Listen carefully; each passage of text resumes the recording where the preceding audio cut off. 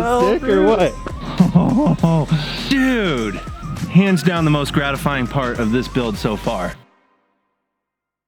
All right, now we are finally working on the inside portion. It is time to start running electrical into this building, and my goal, the thing I'm most excited about, is seeing this hangar door open for the first time. So what we got to do is we're going to get a wire from the breaker panel on the back up over, it's like a 8-3 to power the hangar door, and then I'm going to work on running the low voltage stuff, which is basically the control switch that'll be on this side, as well as the photo eyes. This door is super smart, and it's got sensors so that it won't close on something.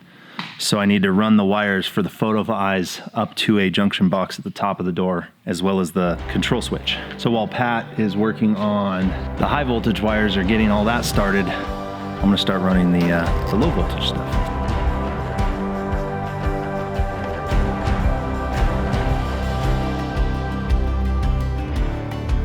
Okay, here goes nothing. Okay, it unlatched. That's a good sign.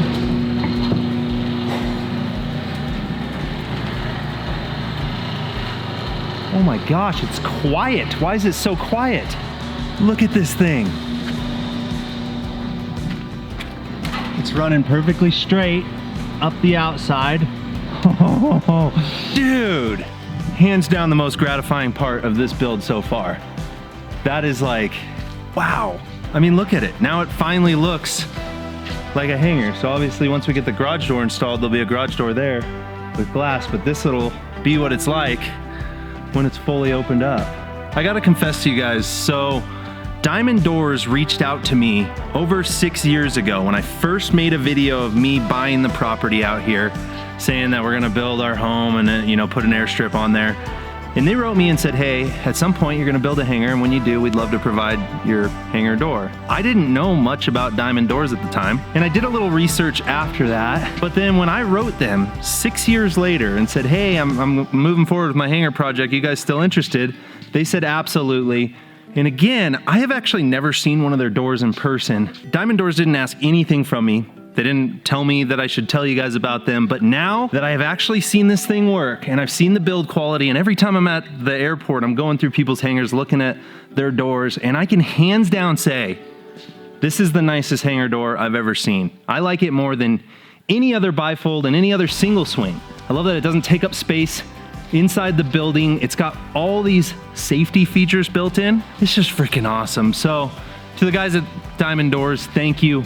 You make an incredible product. Anyone that's looking at building a hangar or putting a new door on their hangar, I highly recommend you consider Diamond Doors at the top of your list. If I ever build any other hangars in the future, that's what's going in there. But now that we got the hangar door moving, I can now start chipping away at all the outlets. And I'm fully honest, I didn't have like a real plan of what I wanted and where I'm placing everything in here. So I'm just kind of placing every outlet like every 6 feet or so, just to make sure I have power everywhere. I'm gonna run some like retractable extension cords on each side of the hangar door. I just don't wanna find myself in a position where I don't have power when I need it. My plan right now, I got a lot of drilling to get through all these vertical columns and like the window jams. To get all these runs going, I am just running MC, the metal clad cable, which makes it really easy, except for it is kind of a pain to pull through things. So I'm expecting a bit of a tedious process to get going on all this. Enough rambling, let's start pulling through some wire. When the morning broke, I awoke to find myself in a full body cast.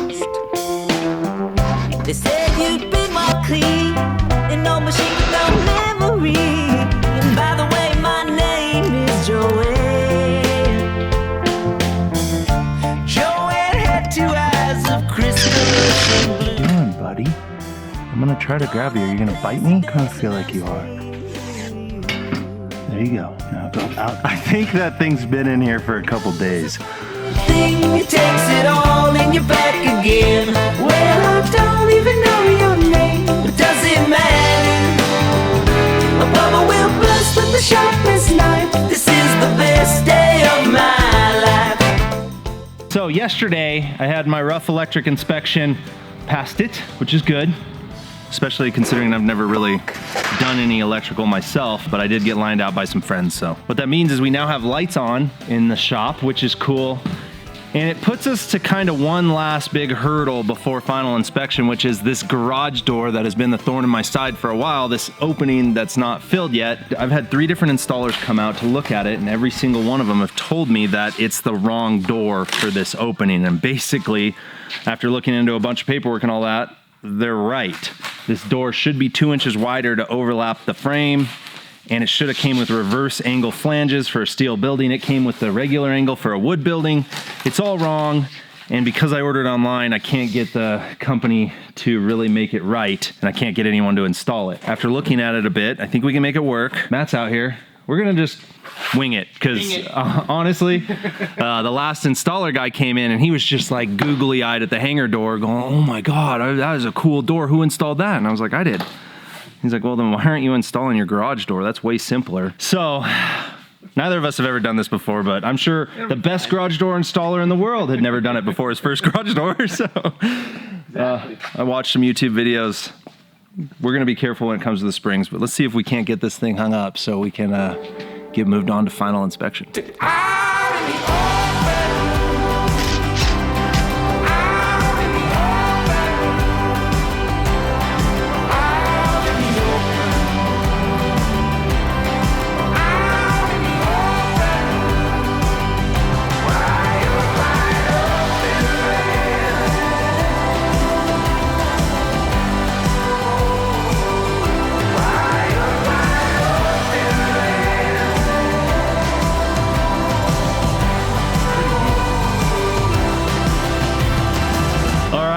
We finally got the motor wired in completely, got all the eyes, got all the switches. We did make it move from up above, but I think my camera up there died. So now's the time to see how it works. Open.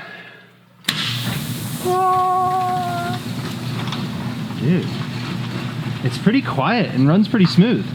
Yeah, speed gun's solid. Seems right to me. Dude. We did it. Yeah. That was the last thing. Now we are actually sealed and closed in. What's up, everyone? Today is the big day. Final inspection is scheduled. The inspector should be out here in the next hour or so. I'm just running around making sure that I didn't miss anything and that it's ready, but it's been a long time and a lot of work to get here. So fingers crossed. Hopefully he signs off and then hopefully get the airplane out here.